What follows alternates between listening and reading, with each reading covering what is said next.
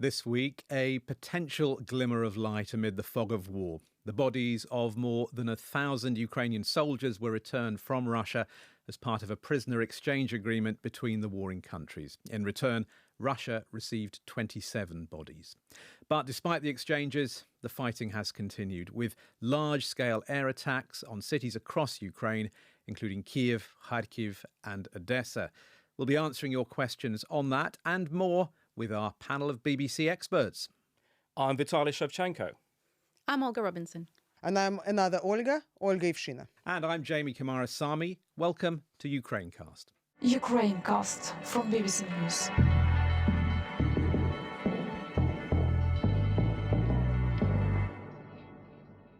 Now, regular listeners and viewers of Ukrainecast will remember that Olga Robinson, Olga R, let's call her, once said that in Russia, if you are sat between two people with the same name, you should make a wish. Vitaly, you're sort of almost between them. Given we've got two Olgas with us today, looks like it's your turn to make a wish. Not that difficult to guess what my wish is. I just want this to be over. What we have been discussing for 3 years, and some people for, 11 years? Yep, I think everyone can agree. It is the wish of everyone for this war to be over, but while it is continuing, we have plenty of questions about it to answer. Earlier this week, another large-scale prisoner swap then between Ukraine and Russia, and on Tuesday's episode of Ukrainecast, Vic and James spoke to Anastasia. She's the wife of a Ukrainian soldier held captive since 2022 and released in May. Many of you sent in questions about prisoner swaps, including Andy in Bangor, who joins us now. Hi, Andy. Привет. Hello. Привет. Thank you so much for joining Andy. us. You're welcome. Shall I go ahead with my question? Well, yeah, before you do, though, just tell us why you listen to Ukrainecast. Well, I visited Russia for the first time in 2001, just after Putin had come to power, when we thought it was all going to open up and be truly democratic. And then I fell in love with the country and the language and the people I stress, are wonderful. And I made a lot of friends out there, and I took to the language like a duck to water. It was extraordinary. I mean, it was second nature. Sometimes when I'd be speaking Russian, people would think I was Russian, and my Russian isn't that good. And I visited Ukraine as well. I met a girl from Mariupol there as well in 2004 while Maidan Square was happening. So there was, I've got quite a connection with it. And even though I haven't been back there for a while, my interest in the country, the region, actually, including Eastern Europe, has simply accelerated since then. And obviously, following the tragic events of 2014 and then 2022, obviously it goes into overdrive because you feel like you have a vested interest in, as Vitaly says, this thing just coming to an end as quickly as possible. I'm always fascinated to find out what foreigners who've been to both countries, what do they think of Russia and Ukraine? You might remember Leonid Kuchma, the former Ukrainian president, he wrote a book called Ukraine is Not Russia. What do you think? What are the differences, similarities, Andy? I can tell you in 2004, what struck me the most was that Ukraine seemed to be a Western form of Russia. It was westernized. It was very, I wouldn't say capitalistic, but it was liberal. You could feel it in the air. It was amazing. And even though Russia was supposed to be coming out of where it had been, it did not have that feel to it. You could feel the liberation in the air in 2004. Let's get on to your question, because it is about the subject of the day, these prisoner exchanges. Mm-hmm. Do go on. Sure, thank you very much. In the wake of the very welcome latest prisoner exchanges between Ukraine and Russia, we often hear just how poorly the returning Ukrainian prisoners have been treated while in captivity and how unwell they look. But we never seem to hear about the Russian prisoners who've been held by Ukraine.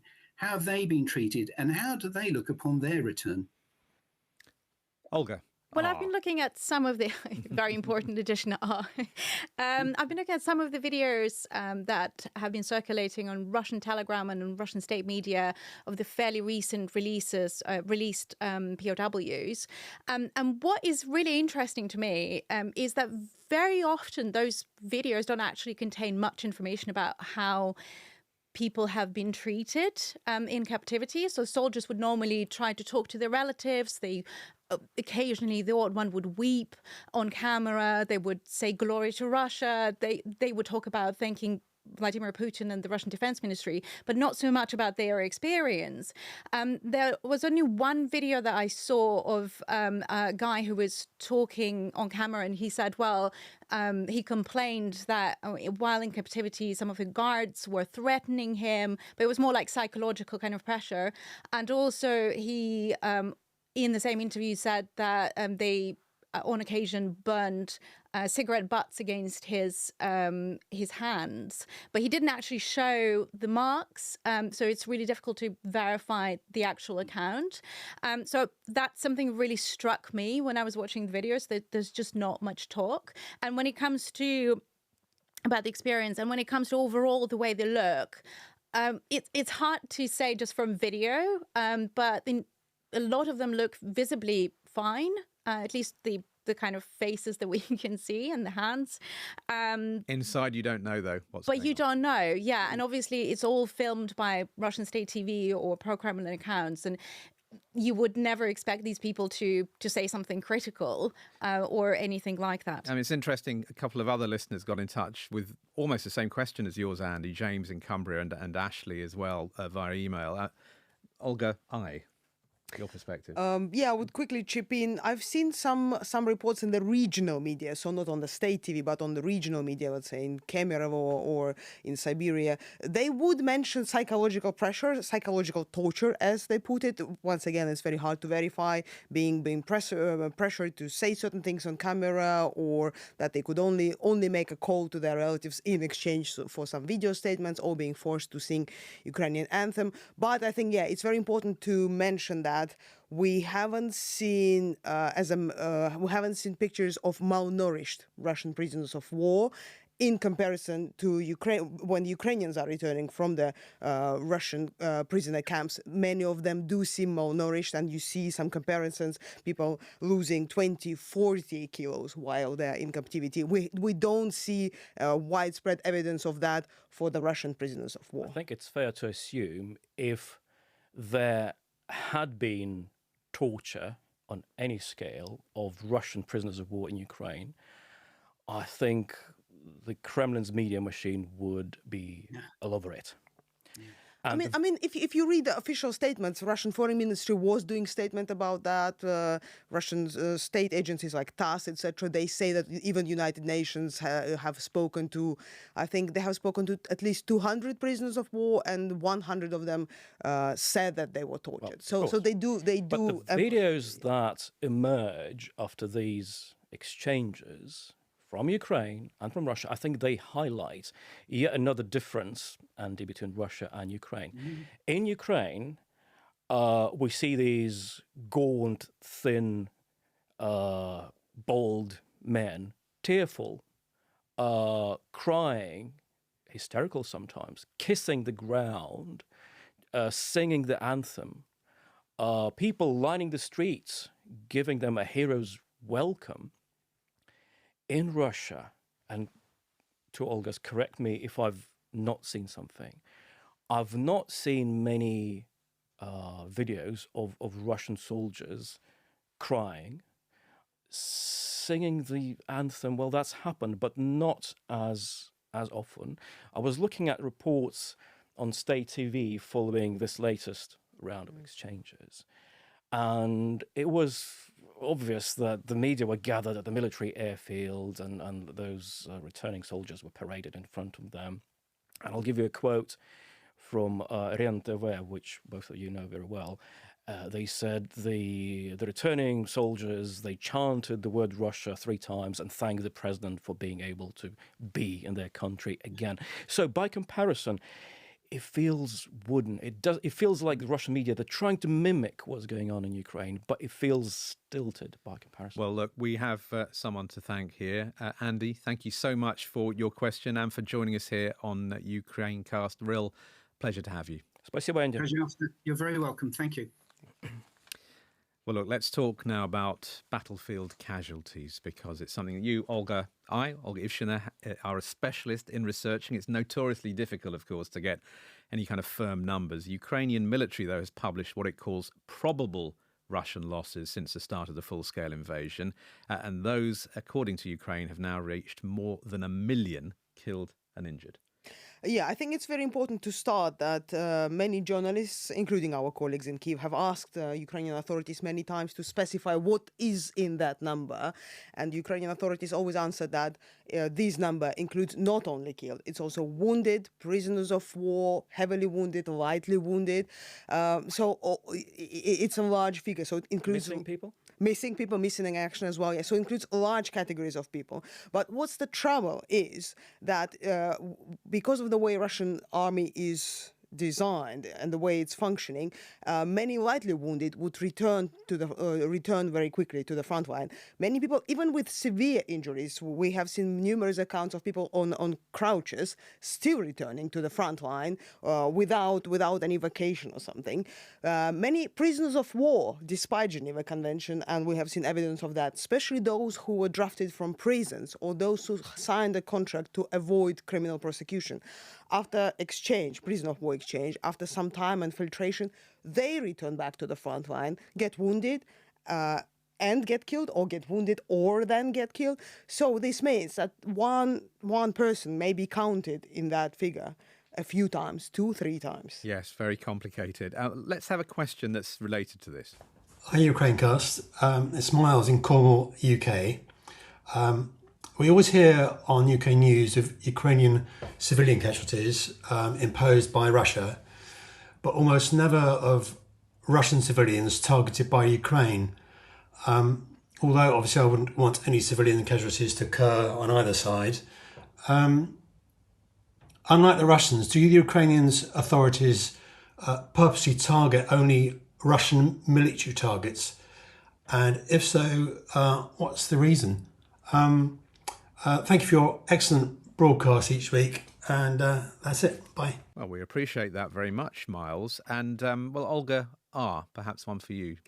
So both Russians and the Ukrainians, they consistently say that they target military infrastructure in both countries. But the visual evidence that we are seeing overwhelmingly of the impact or the aftermath of Russian specifically attacks on Ukraine, they tend to show more residential areas affected, more often, more consistently.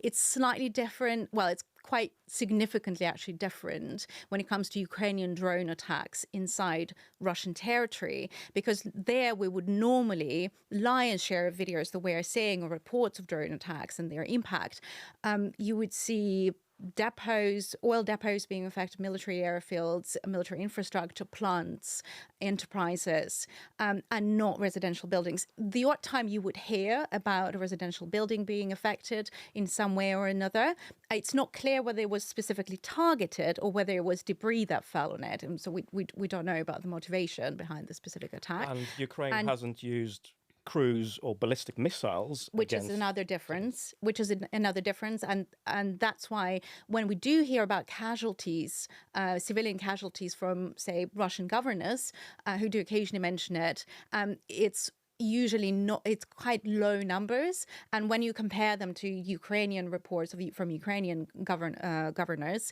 it's just incomparable numbers. It's dozens versus 1 or 2. And when it comes to drones as well, I'm sure you've seen lots of pictures, Oля, of Russian drones apparently recently being equipped with cluster munitions in an apparent effort to maximize the number of casualties they cause in civilian areas. You see sides of buildings pockmarked with those little bomblets. Well, look, we've got another question now. It's on Russia again. Hi, Ukrainecast. Carol from Hertfordshire here. My question. President Trump has recently banned people from certain countries entering the USA. Why have Ukraine's allies not imposed similar bans on all Russian people from entering their countries? Would this not be an effective way to target the Russian war effort in addition to the sanctions? It would certainly cause the Russian people some inconvenience and no doubt have an economic effect too.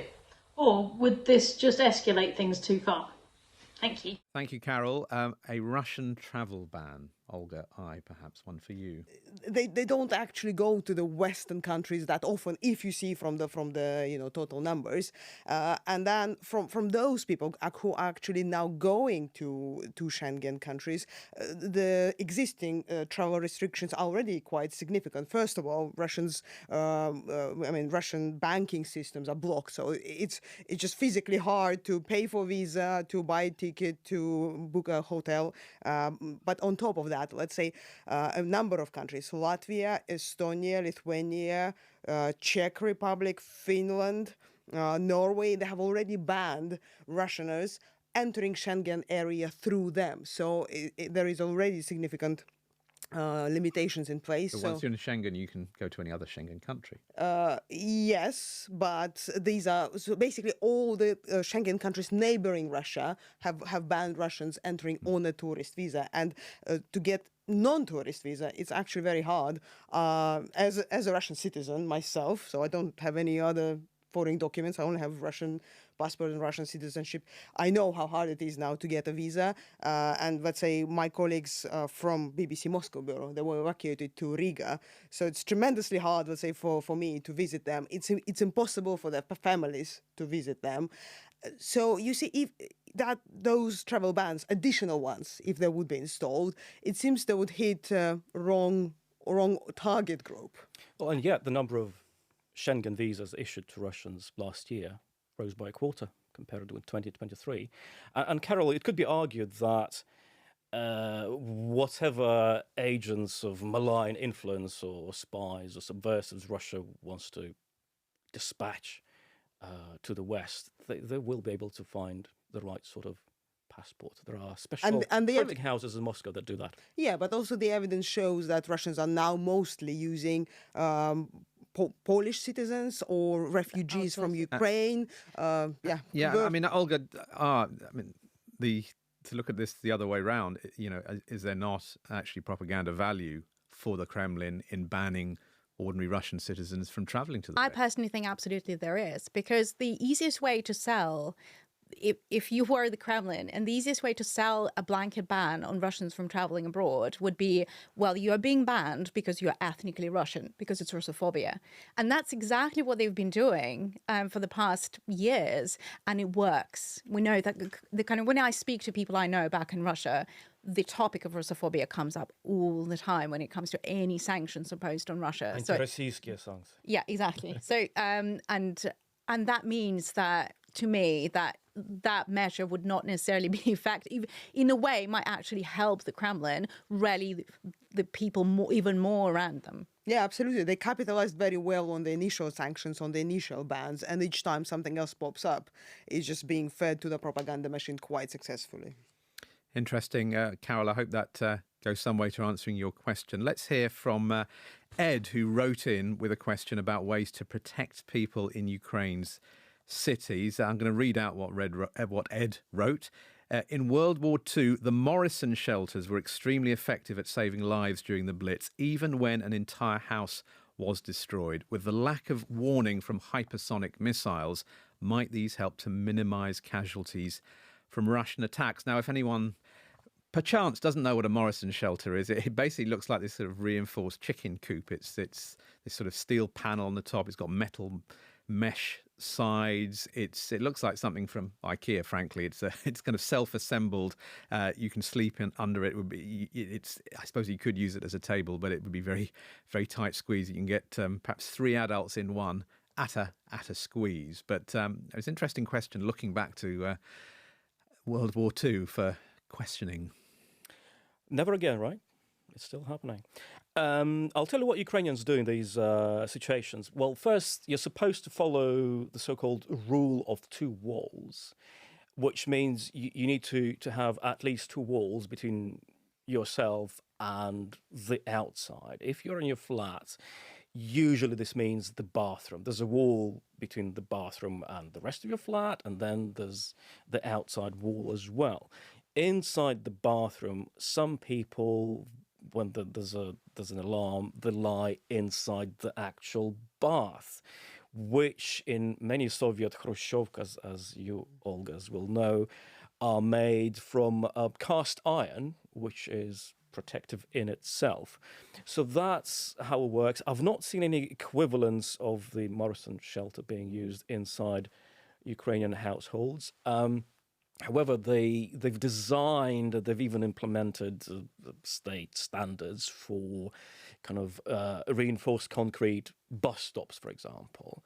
But again, they're not used as often. And frankly, it's been, 3.5 years, and people have started to ignore these air raid alarms and hope for the best, really. The Khrushchevkas, those old sort of, 3-story... Five-story. Five-story. I can remember how many stories. I've been in quite But a few. also, I think it's important to mention that, when Russia is using ballistic missiles or cruise missiles, neither Morrison shelter nor Bath nor 3 walls are gonna save you, unfortunately. So sometimes the brutality of the force used by Moscow is overwhelming. Yeah, they just make huge holes in buildings. Is that changing the way people are thinking about how to protect themselves, given that the missiles, as you've said, Vitaly, are also changing?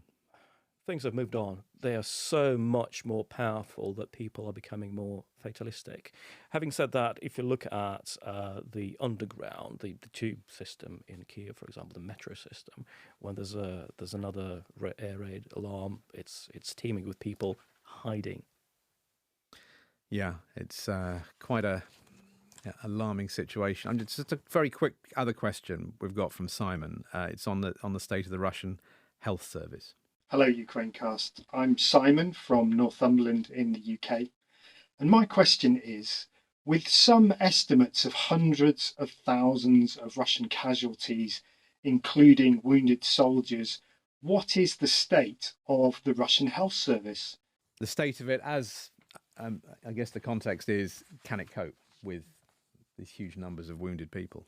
Well, I guess there are a few important parts to this question. First of all, yes, supposedly there are hundreds of thousands of wounded. I mean, recently we at BBC Russian got a leaked document database of all wounded who was held in the military hospitals in Russia, and it had 166,000 names in it, some of people being mentioned twice or 3 times.